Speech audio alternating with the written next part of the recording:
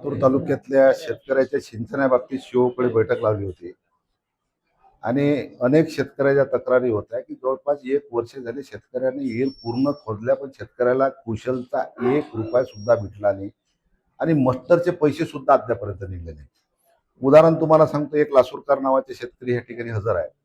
मागच्या मार्च महिन्यात त्याचं पहिलं मस्टर निघलं होतं आणि आज 2 मार्च लागला. 1 वर्षात फक्त त्याचे 7 मस्टर निघले, ज्या अर्थी 36 मस्टर आतापर्यंत निघाले पाहिजे होते. आणि विहीर शेतकऱ्याची पूर्ण झाली आणि 1 रुपया सुद्धा त्या शेतकऱ्याला कुशलचा मिळाला नाही. अकुशलचे पैसे मिळाले किती? फक्त 7 मस्टर. नियमानुसार एका महिन्यात 4 मस्टर निघाले पाहिजे. आज 12 महिने झाले, 12×36, 12×36, 48 मस्टर त्या शेतकऱ्याचे निघाले पाहिजे होते नियमानुसार, परंतु त्या शेतकऱ्याचे फक्त 7च मस्टर काढले.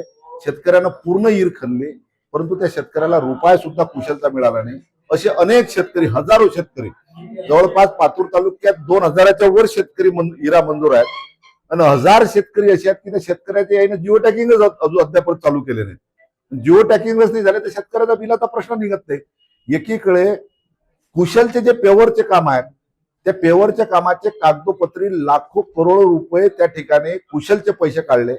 मुख्य कार्यकारी अधिकाऱ्यांच्या आम्ही लक्षात आणून दिलं.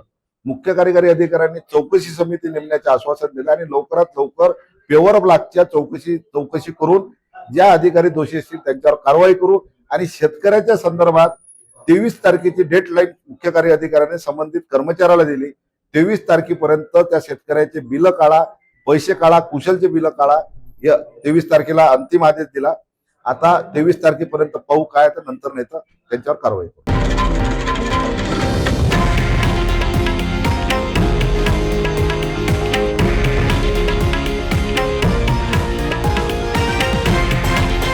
हे आहे देशातील नंबर 1 न्यूज नेटवर्क आणि आपण पाहत आहात TV9 मराठी, एकमेव.